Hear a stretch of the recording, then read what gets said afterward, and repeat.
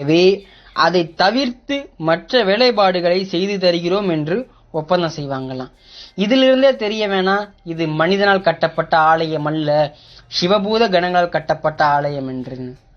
இந்த ஆவுடையார் கோவில் புதுக்கோட்டை மாவட்டத்தில் இருக்குங்க.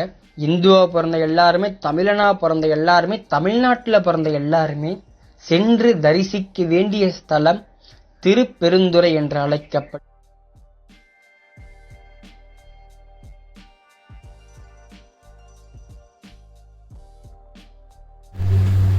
Hi friends, welcome to my channel Kalyani vlogs and cooking. இன்றைக்கி பாசுமதி அரிசியை வச்சு ஒரு பிரியாணி தான் போட போகிறோம். இந்த ஒரு 20 நிமிஷமாக ஊறிக்கிட்டு இருக்கு, 2-3 தடவை கிளஞ்சிட்டு ஊறிக்கிட்டு இருக்கு. அதுக்கு காய்கறி பாருங்க, ஒரு 5-6 மீல் மேக்கரை ஊற வச்சு நறுக்கி வச்சுருக்கேன். அப்புறம் ஒரு கேரட்டு, ஒரு 5-6 பீன்ஸு, கொஞ்சம் கொத்தமல்லி, ஒரு உருளைக்கிழங்கு வச்சுருக்கேன். இதுக்கு ஒரு பெரிய வெங்காயம், ஒரு தக்காளி வெட்டி வச்சுருக்கேன், கொஞ்சம் கருவேப்பிலை. அதுக்கு தாளிக்கிறதுக்கு 2 பட்டை, 2 ஏலக்காய், 2 கிராம்பு, ஒரு இலை வச்சுருக்கேன். இதுக்கு ஒரு கைப்பிடி புதினாவும் ஒரு கைப்பிடி மல்லியும் வச்சு கழுவிட்டு ஒரு 3/4 ஸ்பூன் சோம்பு, 3/4 ஸ்பூன் ஜீரகம் வச்சு நைஸாக அரைச்சி வச்சுருக்கேன். ஒரு 1/4 டம்ளர் தண்ணி ஊற்றி அதுக்கு அளந்த தண்ணியை தான் இந்த வச்சுருக்கேன். 1.25 டம்ளர், நம்ம உலக்குக்கு 1.25 ஊற்றிக்குவோம். காயெல்லாம் இருக்குல்ல, ரொம்ப பதமாக இருக்கும் 1.5 ஊற்றினா. 1.25 குக்கரில் தான் போட போகிறேன். எப்படி போடுறதுன்னு பார்க்கலாம். அதுக்கு தயிர் வெங்காயம் வச்சுருக்கேன், அதை கலந்துட்டு காமிக்கிறேன். இப்போ குக்கரில் போட்டுக்கலாம். எப்படின்னு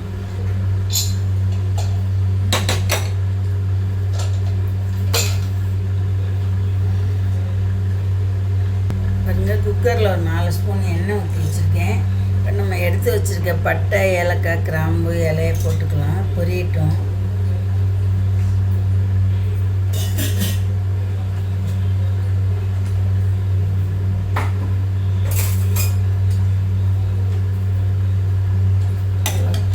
ஏலை பட்டை எல்லாம் பொரியட்டும். கல்பாசி இது பட்டை போட்டிருக்கேன். பொரிஞ்சாதான் நல்லா வாசமாக இருக்கும்.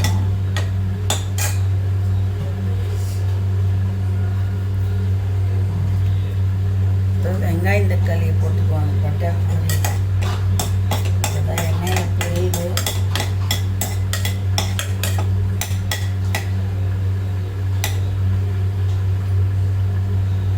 வெங்காயம் தக்காளி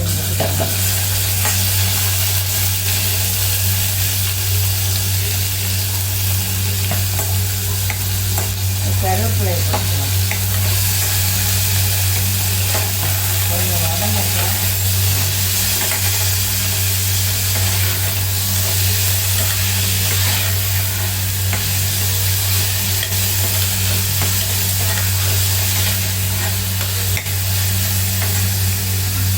பிரியாணிக்கு தேவையான உப்பு போட்டுக்கலாம்.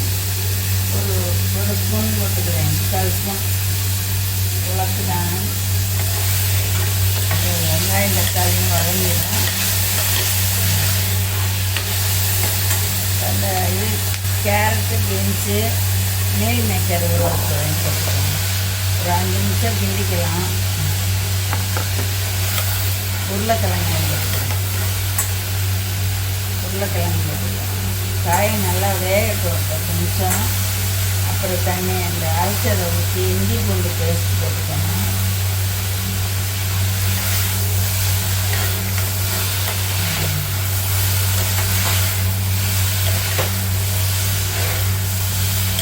நல்லா வதங்கட்டும். பாருங்க, இஞ்சி பூண்டு பேஸ்ட் ஒரு ஸ்பூன் போட்டுக்கிறேன். அது ஏற்கனவே அரைச்சி தான் வச்சுருக்கேன் ஃப்ரிட்ஜில். ஒரு ஸ்பூன் போட்டு நல்லா கிண்டிக்குவோம். பச்சை வாசனை போகணும். கிண்டிட்டு இந்த அரைச்சதையும் ஊற்றிக்கலாம். ஊற்றி கிண்டிடுவோம். அரைச்சதையும் ஊற்றிக்கலாம்.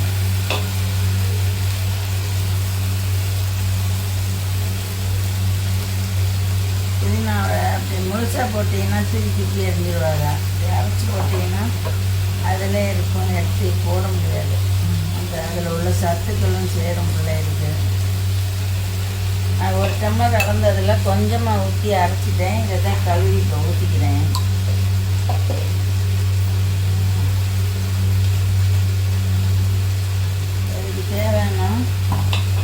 சாம்பார் பொடியை போட்டுக்கிறேன். நீங்கள் வேணால் தனி மிளகா பொடியும் மல்லிப்பொடியும் போட்டுக்கலாம். அரை ஸ்பூன். ரொம்ப காரம் வேண்டாம்.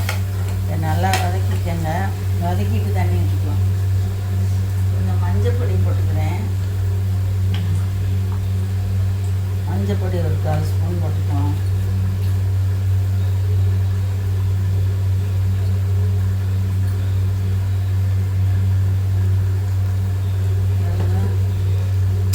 தனி மிளகா பொடி ஒரு 1/4 ஸ்பூன் போட்டுக்கிறேன். ரொம்ப உரைக்கிது அந்த பொடி. 1 ஸ்பூன் மல்லிப்பொடி போட்டுக்குவோம். மல்லிப்பொடி 1 ஸ்பூன், 1/4 ஸ்பூன் சாம்பார் பொடி. இது தனி மிளகா பொடி 1/4 ஸ்பூன் போட்டுக்கிறேன். போதும். கரம் மசாலா போட்டோம்னா அது கொஞ்சம் உரைக்கிது. மிளகா பொடி சேர்த்துப்பாங்க இவ்வளோ ரொம்ப உரைக்கிது. அதில் கொஞ்சம் 1 ஸ்பூன் போட்டுக்கிறேன். நல்லா போட்டோம். வாசனைக்காண்டி பிரியாணி பொடி இருந்தால் நீங்கள் 1 ஸ்பூன் போட்டுக்கோங்க. சின்ன ஸ்பூன் தான், இதில் தான் 1 ஸ்பூன் போட்டுக்கிறேன். 3/4 ஸ்பூன் போட்டிருக்கேன். அது பட்டை வாசம் கொஞ்சம் கூட தூக்கலாக இருக்கும். சிக்கன் மசாலா தான் போடுறேன். நல்லா அப்படி எண்ணெயில் கிண்டிக்கலாம். கிண்டிட்டு இந்த தண்ணியை கழுவி எடுத்துக்குவேன். 1க்கு 1.25 ஊற்றினா போதும். நான் இன்றைக்கி 3/4 டம்ளர் அந்த 1 டம்ளர் எடுத்தேன்ல, முதல்ல அரைச்சதுக்கும் போட்டேன். 3/4 டம்ளர் 1 டம்ளர் ஊற்றிக்கலாம். காய் வேகணுங்களா? 1 டம்ளர் இந்த அரிசி நல்ல தண்ணியில் தான் ஊற வச்சுருக்கேன். அதை 1 டம்ளர் ஊற்றிக்கிறேன். நல்லா கொதிக்கட்டும். கொதிக்கவும் எலுமிச்சம்பழம் புழிஞ்சிட்டு 1 ஸ்பூன் நெய் ஊற்றி, தயிர் 1 ஸ்பூன் போடணும், மறந்துட்டேன். தயிர் 1 ஸ்பூன் எடுத்துக்கிறேன்.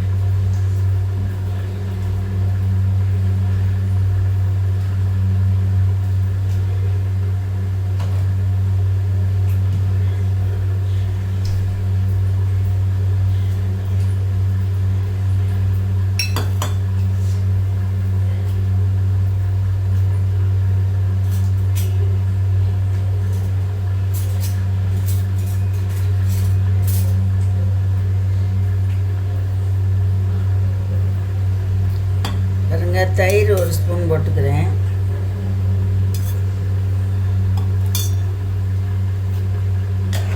கொதிக்கட்டும். எலுமிச்சம்பழம் புழிஞ்சால் சாதம் குலையாமல் வரும். அதுக்காக எலுமிச்சம்பழம் புழிஞ்சுக்குவோம். ஒரு 1/4 பழம் புழிஞ்சிக்கலாம். 1 ஸ்பூன் புளியலாம். அவ்வளோதான் வருது. புழிஞ்சுக்கிறேன். அது ஒரு புளிப்பு டேஸ்ட்டாக நல்லாயிருக்கும்.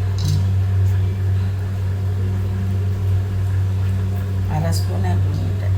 இந்த 1/4 பழம் நறுக்கி இந்த நல்லா கொதிக்கட்டும். நெய் போட்டு மூடிக்கலாம்.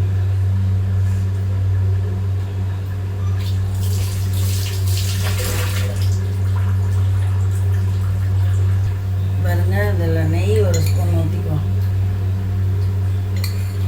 சின்ன ஸ்பூன் தான் 2 ஊற்றிட்டேன்.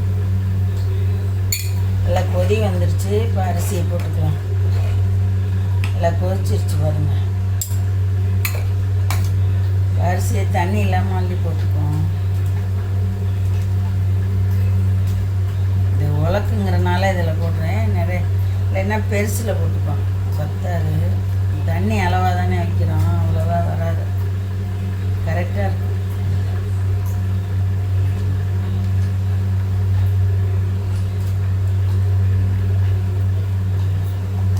தண்ணியை வடிகட்டி ஊற்றிக்கலாம்.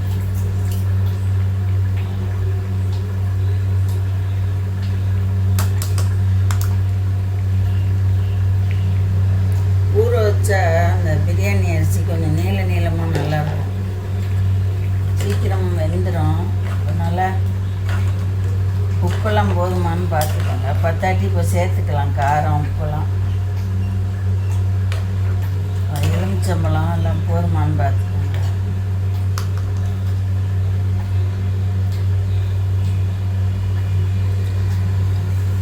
கொஞ்சம் மத்தலை புளியாக இருந்தால் தான் சாதத்தில் சரியாக இருக்கும். ஒரு 1/4 ஸ்பூன் உப்பு மட்டும் போட்டுக்கிறேன்.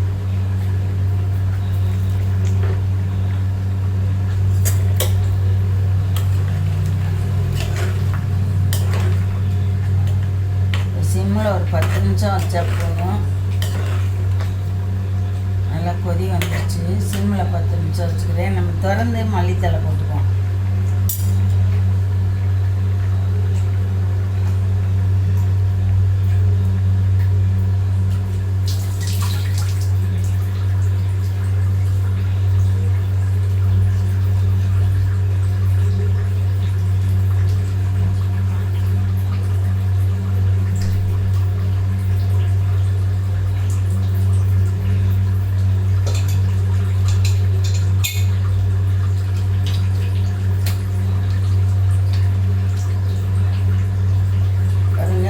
அப்படியே மூடிக்கலாம் குக்கரை. ஆவி வரட்டும். ஒட்டை அடக்கிட்டு 10 நிமிஷம் வச்சுக்கலாம். நான் விசில் வந்துடும், பார்ப்போம். நல்லா ஆவி வரொட்டி நீங்கள் அப்படி கொதிக்கையில் ஆவி வந்துடும். வரொட்டி வெயிட்டு போட்டு 10 நிமிஷம் மூடி வச்சுக்கலாம்.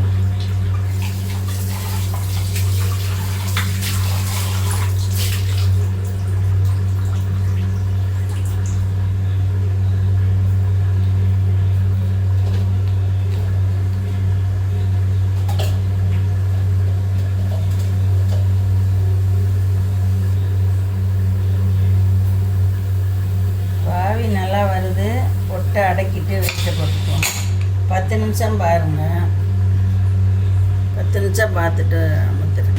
பாருங்கள், பிரியாணிக்கு வெஜிடபிள் பிரியாணிக்கு தயிர் வெங்காயத்துக்கு 2 பெரிய வெங்காயம், அந்த பாய் தக்காளி, இந்த கருவேப்பிலை போட்டிருக்கேன். ஒரு 1/2 ஸ்பூன் தூளுக்கு போட்டு இப்படி பிரட்டிக்கலாம்.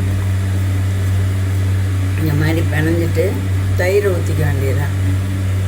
தயிர் கொஞ்சம் ஊற்றிட்டு காட்டுறேன்.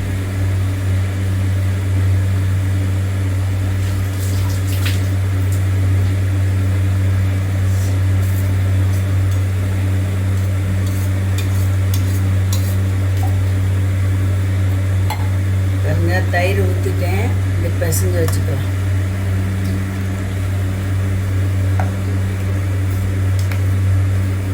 உப்பு எல்லா இடம் படுற மாதிரி பிசைஞ்சுக்கலாம்.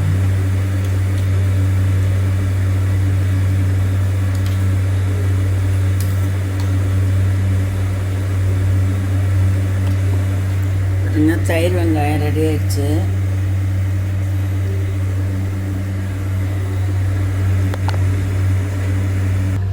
பிரியாணி ரெடி ஆயிடுச்சு. கிண்டி பார்ப்போம். அதெல்லாம் நல்லா பெருசு பெருசாக இருக்கும். சாதம்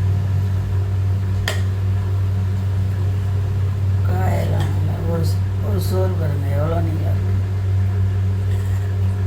உடச்சி ரொம்ப கிண்ணா உடஞ்சி போயிடும். இந்த கொத்தமல்லியை போட்டுக்கிறேன் மேலே. நான் ஒரு பேசினில் எடுத்துகிட்டு காமிக்கிறேன் உங்களுக்கு.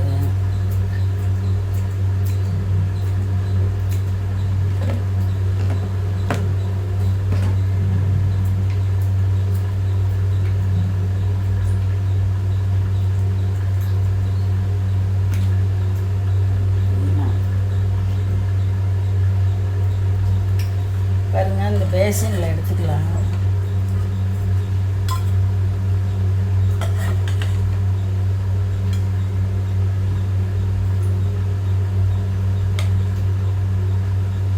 நீங்கள் ஸ்கூலுக்கு கூட அது மாதிரி கொடுத்து விடலாம். ரொம்பவே நல்லாயிருக்கும்.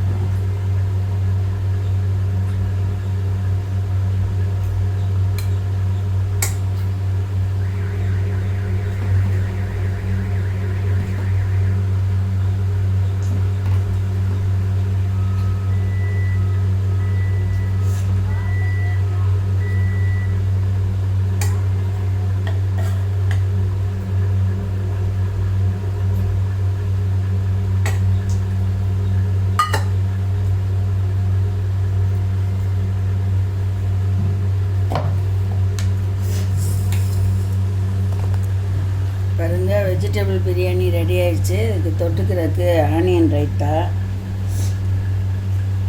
இது போல் நீங்களும் செஞ்சு பாருங்கள். உங்கள் லைக் அண்ட் ஷேர் பண்ணுங்கள். மறக்காமல் சப்ஸ்கிரைப் பண்ணுங்கள். தேங்க்ஸ் ஃபார் வாட்சிங்.